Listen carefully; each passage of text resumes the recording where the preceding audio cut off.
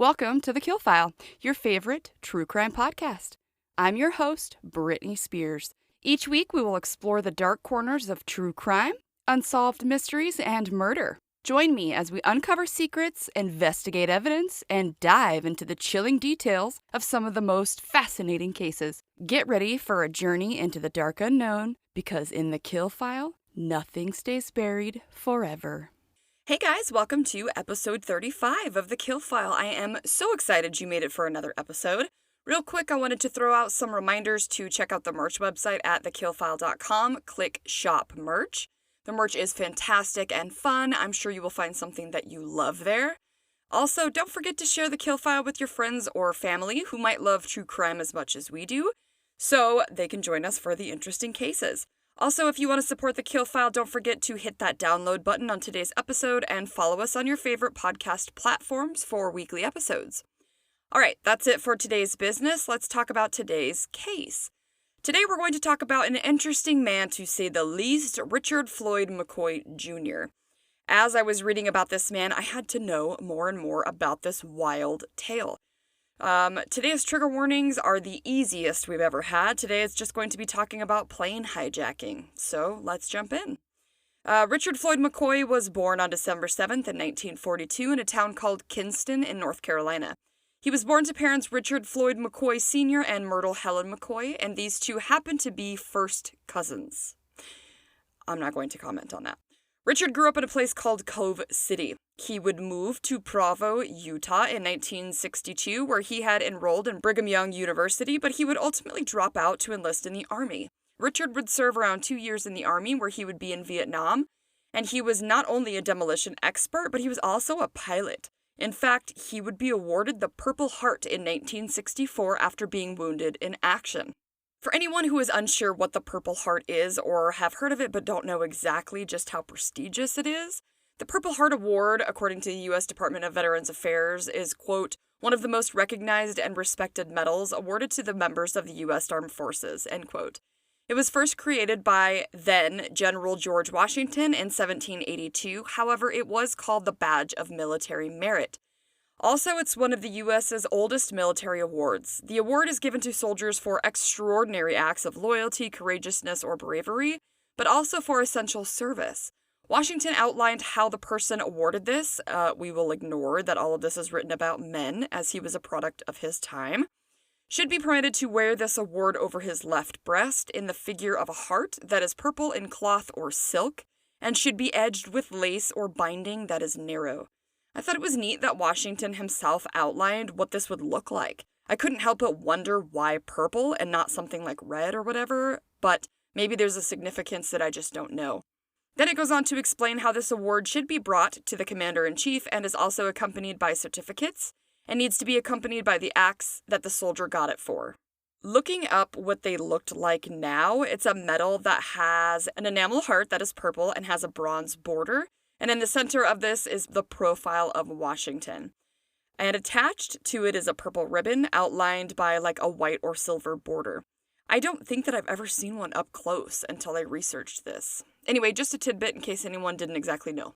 After Richard was injured in action, he was sent home to heal, and this is when Richard would actually return to his college, Brigham Young University, or BYU as it's known, where he would go on to meet his wife. Karen Louise Burns and Richard would go on to get married in August of 1965 in Raleigh, North Carolina. The pair would end up having 2 children named Richard and Shanty. After 1971, Richard would actually go on to serve yet another term in the U.S. Army and would again go on to be in Vietnam, and this time he would be awarded the Distinguished Flying Cross and an Army Commendation Medal. It was said that Richard was in fact a pilot in the Army that flew as a combat helicopter pilot. When he would return back to the United States, he would become a warrant officer in the Utah National Guard and was also known to be an enthusiastic skydiver. It was known that Richard and his wife were both Mormons, and Richard would actually teach Sunday school. He had a dream of becoming an FBI or a CIA agent and actually studied law enforcement while he was again attending BYU. When Richard had come back from his second tour in Vietnam, it was actually said that he had considered going for another term in the Army, but his wife did not want her husband to go again. For Richard and Karen, money was not abundant. At this time, Richard was getting some money from his GI Bill, but it was only about $243 a month, and this was obviously not enough to support a family of 4. Richard and Karen's marriage started to feel the strain from their serious financial problems. His wife worked to support the family since Richard's income was beans, and because of this strain, she had threatened divorce. Richard at this time knew that his GI Bill money was going to be coming to an end soon as well, and he knew that the family needed money. Right around this time, there had been a plane hijacking by a man named D.B. Cooper, who had hijacked a Northwest Orient flight number 305 coming out of Portland, Oregon, and had demanded a ransom of $200,000. So I didn't know that D.B. Cooper was a real person. I don't know if you've seen this movie or not, but if you've seen that movie called Without a Paddle, these childhood friends go on searching for the money that D.B. Cooper had left. And I didn't know that this was a real story until I was researching this case. I'm an idiot, and I just thought that it was a story that was made up for the plot of the movie, which is a hilarious movie, by the way, if you haven't seen it. Anyways, at the time that Richard was stressing for money, the curious case of D.B. Cooper hijacking the plane was all over the news, and it was said that about this case, Richard had actually said that he thought Cooper should have asked for more money. He said to a friend that he felt Cooper should have asked for $500,000 instead of the $200,000 because D.B. Cooper was given the money. He would also go on to tell his same friend that he himself had come up with a flawless plan of his own that involved hijacking a plane as well. In order for Richard to carry out this plan, he had to convince his wife to give him $500 so that he could procure a disguise, some guns, and some tickets for the airplanes themselves. Richard had actually bought a ticket for a flight to Denver, Colorado, but he had used a fake name of James Johnson. It's so weird to think of a time where people could just use aliases easier to do this kind of stuff, right? Wild. He booked the flight, which was on United Airlines, and this was actually a layover from a flight of New Jersey to California, United Airlines Flight 855. The plane was apparently a Boeing 727, which apparently was the exact same type of airplane that D.B. Cooper had hijacked only a few months before Richard was going to give it a go. It's said that apparently this type of airplane has a set of air stairs that Richard was also going to copy D.B. Cooper's plan in using them to flee if he wasn't given the ransom that he was demanding. So I had no idea what the hell air stairs were. I just thought it was a fancy word for like airplane stairs. Turns out that they are stairs that are built into an airplane that come down that we see like rich people or famous people use when they take their pictures coming off of an airplane. So apparently some commercial planes have these types of stairs built in the back of the planes. Richard got onto the plane prepared to go through with his plan that he had set in motion. He went to the back of the plane where his seat was located, which was seat 20D. After Richard had boarded the plane and gotten himself situated along with the other passengers, one of the airline workers was on the plane, announcing that they had found an envelope that was left on the seats right outside of the gate in the airport. Richard realized this was his envelope and let them know as much, and they gave it back to him, not knowing what was inside was going to be a key aspect of his plan that he had almost just butchered with this mistake. Inside of the envelope was the list of instructions as well as a hand grenade pin and also a bullet. This is when Richard would get up to go to the bathroom, but when he never came back to his seat, one of the pilots had actually asked him to get back into his seat so they could take off. When Richard emerged from the bathroom, he was wearing his disguise that was apparently made up of a wig and a fake mustache, but it did fool some people, as some of the passengers thought it was a different person. I'm sure the disguise is better than what I'm picturing in my head, but all I can think of is like one of those big ol' like afro wigs and a big ol' fake mustache. That's just absurdly obvious. The plane would take off just a little while later, and there would be reports to the airplane staff that a man in the back was described as being well dressed, and he was sitting towards the rear of the aircraft, and this man was holding a grenade. One of the staff members asked a pilot who was on board but was not actually on duty if he would check it out. At this time, the captain of the plane came over the announcements and told passengers that they would be taking a diversion to Grand Junction Airport. While the captain, who had not been on duty at the time, walked towards the back of the plane to assess the situation, Richard would whip out a pistol and would proceed to hand the off-duty captain an envelope. On the front of the envelope were the words, "Hijack instructions." This led to questions of whether the label had been written on it when the airline staff had went aboard the airplane to hand it back to Richard before takeoff or not, because that would be hard to miss. Also, how awful would you feel if you realized you were the person who handed that back to Richard? The instructions that Richard's wife had typed up for him that were handed over to the captain gave him instructions to actually land at the international airport in San Francisco and then park on the left side of runway 19. The instructions then said how many people would be allowed to be near the plane at any given time, and also gave instructions for the distance that all vehicles were expected to be from the plane. The only exception was for the fuel truck to be able to come closer to the craft. While the airplane was indeed being refueled, the instructions told the captain to let the authorities know that Richard was demanding $500,000 in cash, as well as 4 parachutes to be delivered to the airplane. When the captain was delivered this set of instructions, he felt that it was his best bet to go ahead and comply with Richard's demands because this would keep the passengers the safest. The captain then came over the system and let everyone know that the Grand Junction's airport couldn't handle the repairs that were needed for the aircraft, so instead they would be heading to San Francisco's airport, and as this was being told to everyone, the crew on board let the San Francisco International Airport know that they were actually being hijacked and were headed for their airport. It was at this time that United Airlines agreed to comply with Richard's demands, and while the airplane was at the San Francisco airport, there was 2 bags delivered to the craft that contained the demands of the money and the parachutes. After the airplane was refueled, there would be plenty of fuel to allow the airplane to now fly towards the East Coast, as now the plane had enough fuel to fly over 3,000-mile distance as the night came about the skies. All of the passengers and just one of the crew members from the airplane were then released, and Richard demanded that all of the cargo be taken off of the plane, and he handed over the information from his own luggage so that it could be brought up to the cabin of the airplane. Richard then told the rest of the crew to stay in the cockpit while he would stay in the back of the plane. While back there, Richard would use the intercom in the back of the plane to tell the crew to head back to him for the next set of instructions. He then handed over a handwritten note this time to the crew, and this note told the rest of the crew to take off towards the East Coast and told the pilot to climb the aircraft to 16,000 feet. There would be other notes handed off that would tell the captain how fast to fly the plane, and this was 180 knots, or approximately 207 miles an hour. And there was also instructions to the pilots for different landmarks to fly over that would give them a pattern of sort of flying in a zigzag motion over Utah. After the crew was handed the instructions that also included the instructions for depressurizing the cabin, he took back the notes so there would not be any record of his hijacking physically. During this whole extra flight time of following Richard's instructions, there was a Coast Guard aircraft that is called a C-130 Hercules, and after doing some research, it looks like this is a tactical military craft designed to withstand different terrains, and is primarily used to airdrop troops and equipment into different hostile territories. It seems to be a very flexible aircraft, meaning that it can be used in a variety of ways, from carrying cargo to carrying troops or on other missions. So as the C-130 Hercules is following the 727 United Airlines plane that Richard had hijacked, one of his notes specifically said that if he were to get any whiff of another craft in pursuit of the plane, that he would just blow up the plane after he jumped off, and said that there was hidden explosives on board that he would detonate after his jump. Because of this, the captain of the plane had asked the Hercules to please stay out of sight.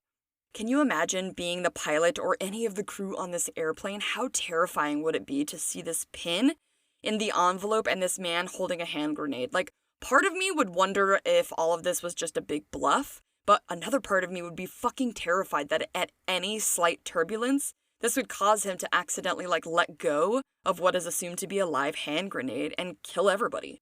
Apparently, after the D.B. Cooper hijacking of another aircraft that had happened, all of the Boeing 727 cockpit doors were fitted with a peephole, which apparently didn't help the crew at all for Richard because he had just put a piece of tape over it. The second officer was smart enough to look under the door and was able to see that Richard was putting on his jumpsuit with one of the parachutes and a helmet, and after Richard shut off all of the cabin lights, he slipped one last note to the crew of the aircraft, asking for specifics on the aircraft at the time.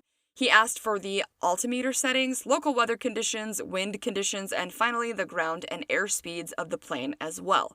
Shortly after the plane passed the final landmark in Utah that was on the instructions, one of the members of the crew left the cockpit to check out the plane and saw that the cabin was empty. At this point, the plane diverted for a landing at the Salt Lake City International Airport, and now it had been a good 5 hours since anyone was able to see Richard on the back of the plane. Thankfully, the plane was able to land safely, and the crew remained unharmed, although I'm sure they were shaken up.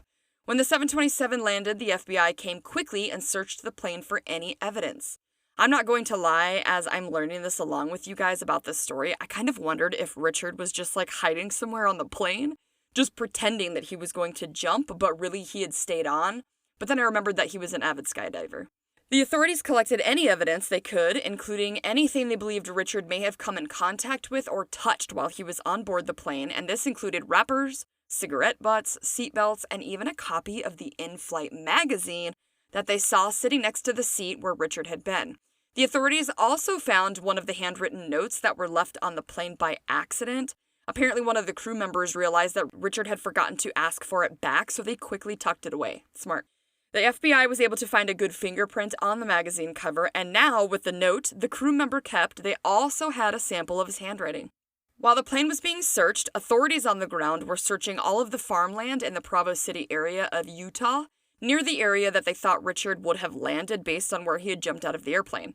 That night, they weren't able to find anything. However, the next day, as the search continued, it was said that Richard himself, still being in the National Guard, was actually piloting one of these search helicopters that was out looking for the hijacker of the United Airlines Flight 855 from the night before. Little did Richard know that he was about to be figured out. The office of the FBI in Salt Lake City would receive a phone call from a man who claimed that a friend of his had told him about a quote-unquote foolproof plan that would enable him to successfully hijack a plane. Richard's friend then went on to say that he specifically remembered having this conversation with Richard right after the DB Cooper hijacking, and knew that his friend would have the necessary skills to be able to successfully pull that hijacking off. Unfortunately for Richard, the FBI now knew exactly who he was. Around the Provo area, there was someone who had reported picking up a hitchhiker that had been wearing a jumpsuit and was carrying some sort of duffel bag. The man was apparently standing outside of a hamburger stand on the side of the road just outside the city of Provo.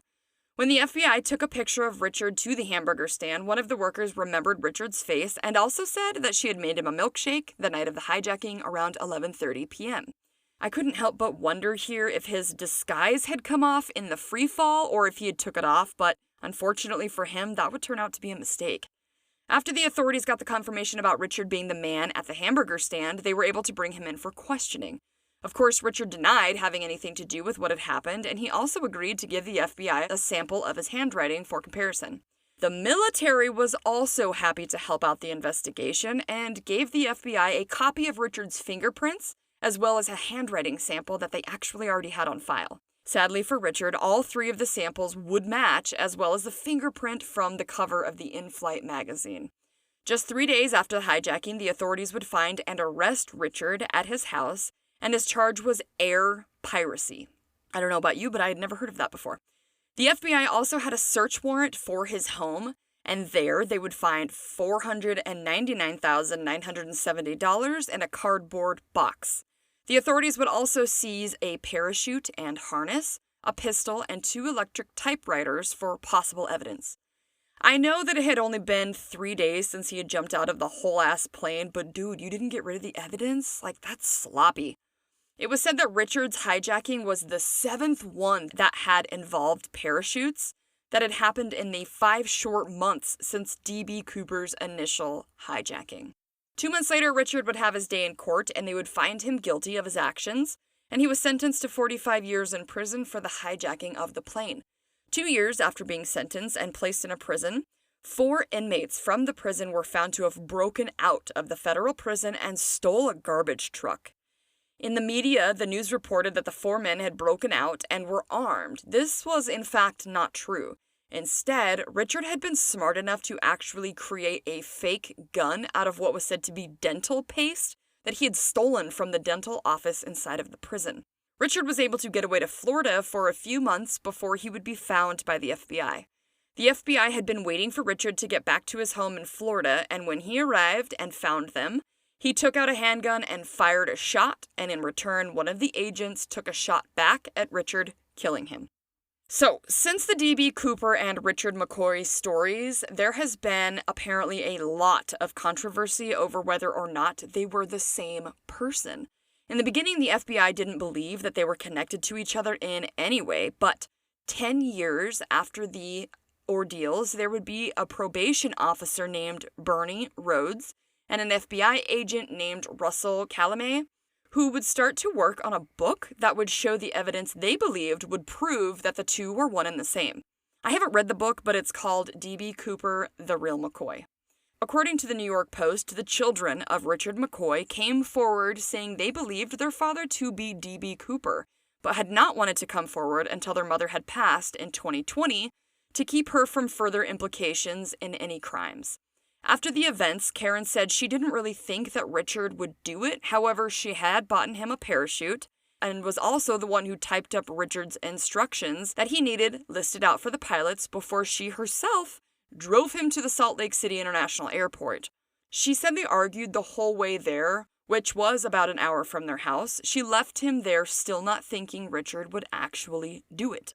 Shanti and Rick McCoy III claimed that they had found a hidden parachute that allegedly belonged to Cooper in their home and stated that the rig was 1 in a billion, meaning that parachute design was 1 in a billion.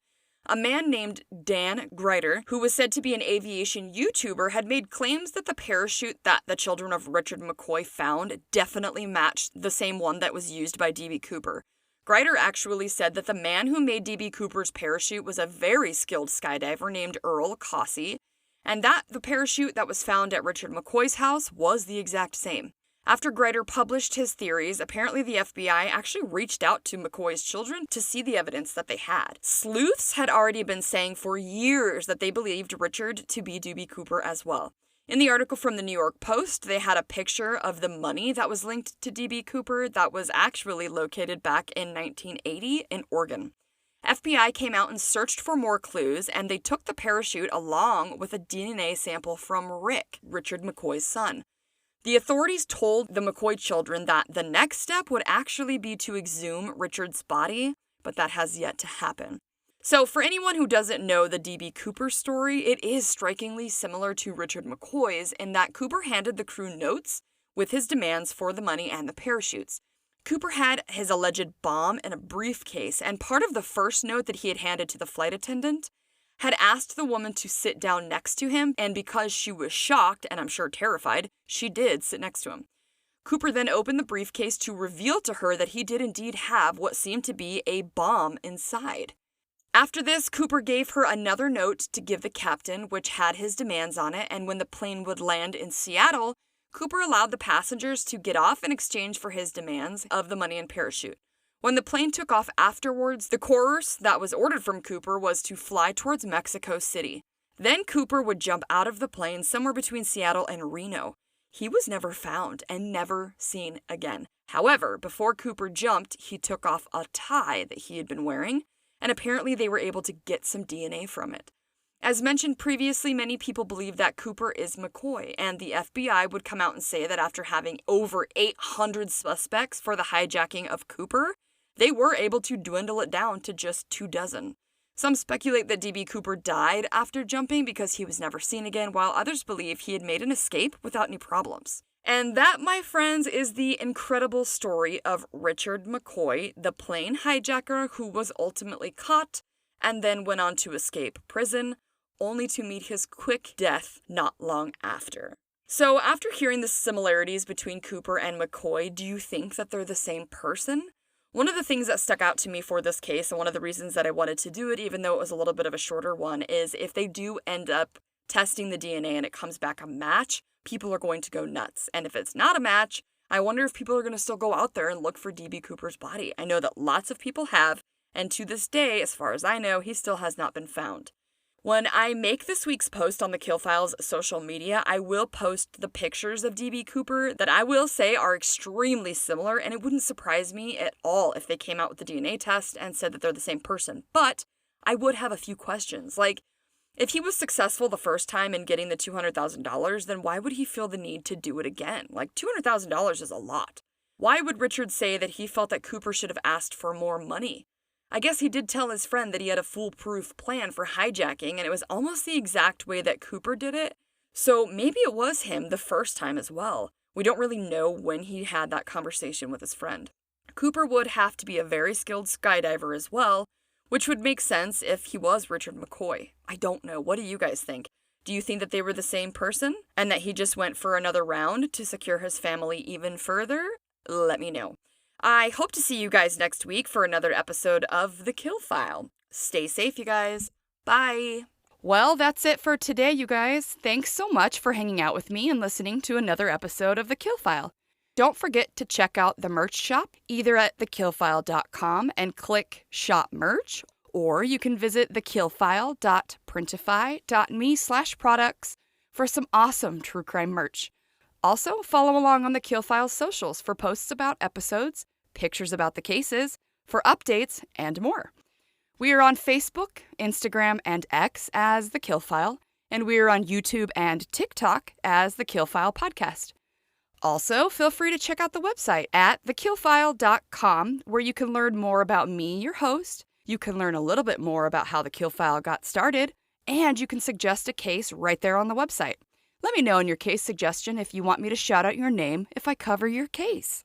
There is contact info on the site as well. You guys have no idea how much I love to hear from you. It makes my whole day. Come back on Mondays wherever you get your podcast fix when we will cover another case on The Kill File, where nothing stays buried forever. Stay safe, you guys. Bye.